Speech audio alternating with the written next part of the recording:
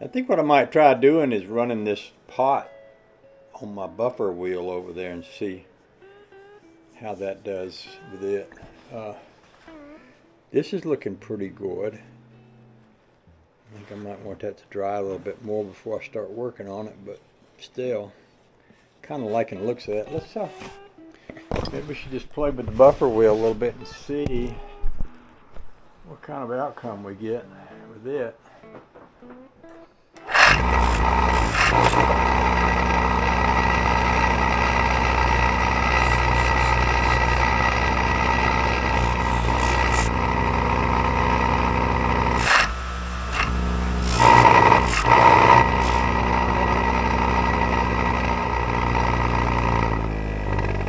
Too wild about the looks of that. And I may just let this sit and dry a little more, all of this stuff. I wanted to wash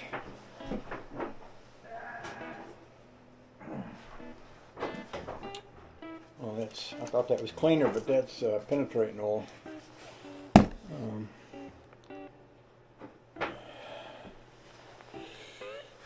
I should probably back these screws out and oil these up. These are going to have to be tightenable. And actually, if you think about it, I got them loose enough to take them off, but not loose enough to use them again. And that's what they're going to need to be. They're going to need to be loose enough.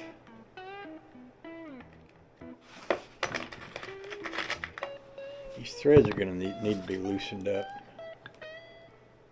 and I might want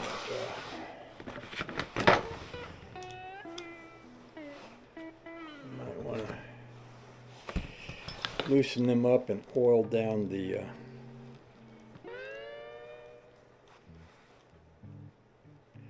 well, I meant to bring a magnet because I believe there's a likelihood that these shoes and these nuts are probably brass.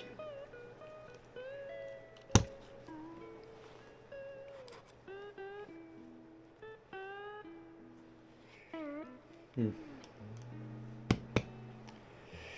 you might want to, I've got a tool that I can put this on and use my electric drill gun and run these up and down on these threads a little bit. That could also be a good thing too. Do that with some oil on the threads. I think what I'll do is, I think I will go up to the house and get that tool that fits these little things and goes in my screwdriver gun and use it to work the threads on all this. And I'll get some cleaner while I'm up there for that.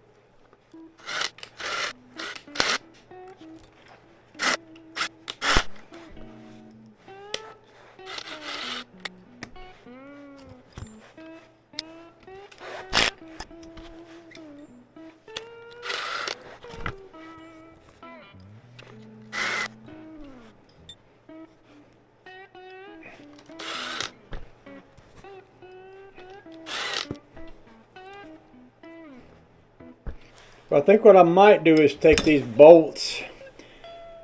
I haven't tested it yet with a magnet, but my theory is that this shoe probably is brass, nickel-plated brass. This bolt is probably steel, although I could be wrong. I need a magnet to make sure. So what I could do is take these bolts, these washers, these bolts, take them off, take the nuts off of them and the shoes off of them, and put all of these in a bag and fill it up, put vinegar on it again. Because when they were in the bag before, those nuts were on there and it was covering up the threads. And what I want to do is I want the part with the threads to be clean, because that's the part that I'm going to have to tighten when I pull that head down on there. So when I put the head on there, this nut will be extended out from the side of the banjo, and we'll put the skin on there, and then we'll put that little ring on there, and then we'll tighten this down, and this will be what pulls the head down. So if these aren't free and clean, then they're not gonna want to adjust. So they need to be free and clean. So I'm gonna soak them again, and I may soak these ones too, just because I can tell by looking at them that they've got some rust on them. So I'm also gonna soak these again also. And of course I want to really keep up with them because I can't afford to lose any of them. So I'm going to keep my little pile right here in front of me where I can keep up with all this. And I'm going to put these shoe bolts in there, in that same bag. I'll take the washers off of them. I believe I thought there were 24. 24? That don't sound right. See how many holes we got here. 1, 2, 3, 4, 5, 6, 7, 8, 9, 10, 11, 12. So we got 12. So we should have 12 head bolts and 12 shoe bolts and 12 washers,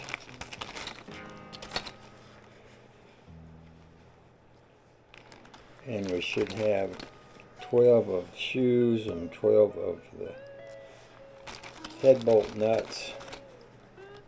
You know, as I'm doing this, I'm thinking about a few years ago we had a big flood down in Louisiana, and it flooded the French Quarter, and a lot of those areas down there where music is a huge, part of the life.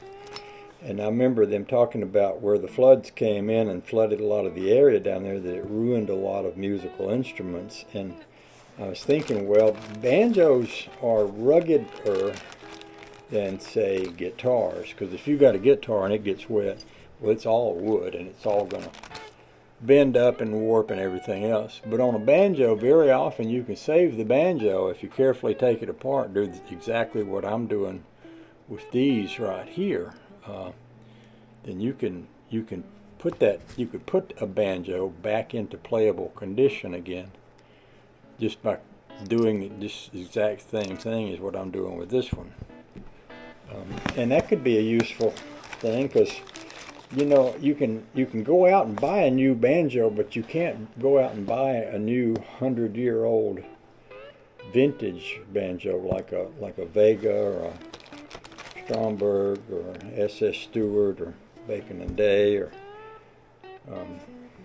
anything like that. So it may be that quite a few people would want to know how to do this on those old instruments. So that's a good reason to do it.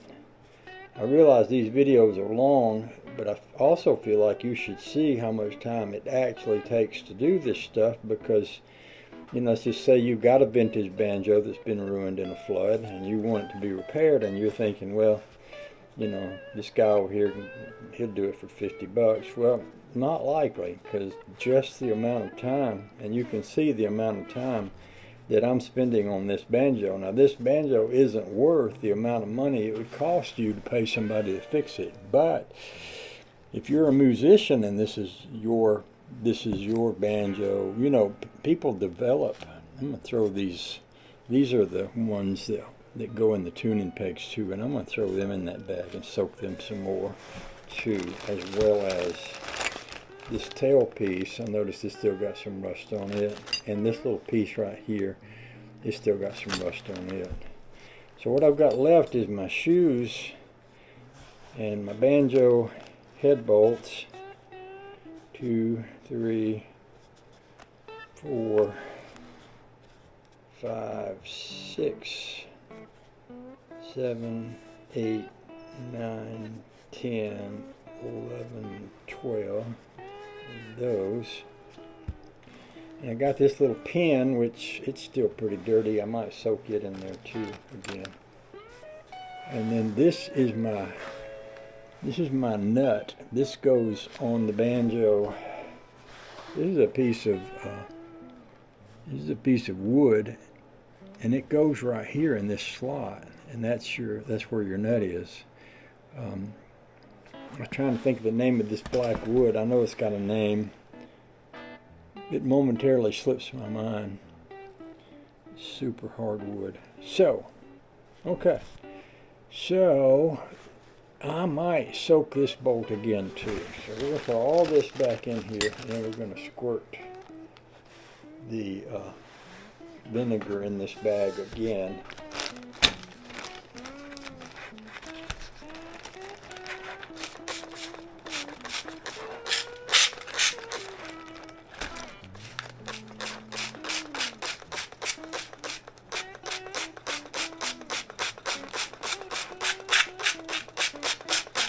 Let that sit.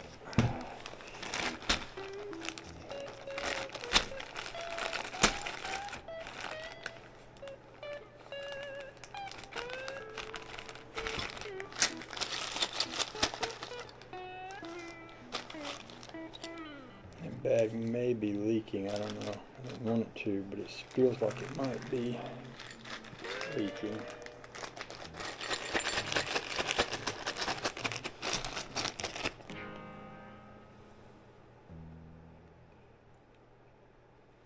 I'll just set that right there for now.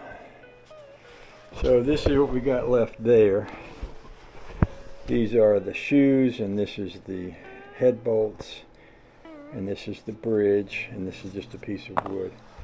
And I also brought down some cleaner, because I'm going to wash this right here.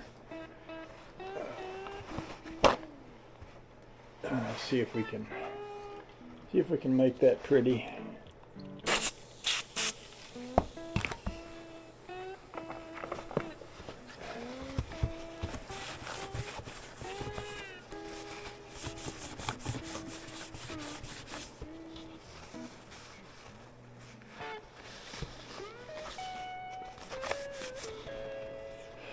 In fact, I think I'll wash this whole neck. The neck is warped a little, but probably I can still get away with playing a tune on it every so often. Nothing, it's not a, as I said before, this isn't going to get played a lot because it's sort of a toy banjo anyway. If I can just get it to be good enough to play, from time to time, that'll be kind of fun. So I did wash this here.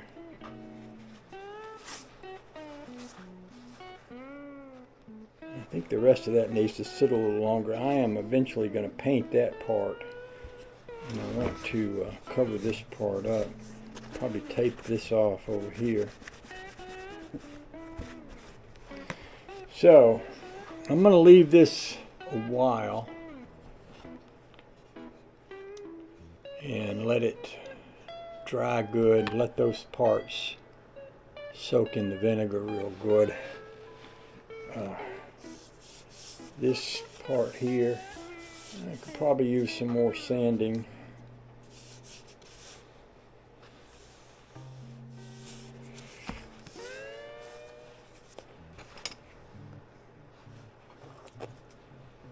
So, and I'll go back and work on making more videos while I let that sit for a while.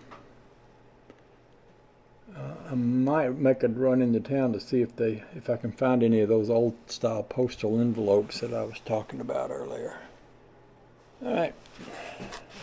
And it's about time to have breakfast, I think, too. Okay.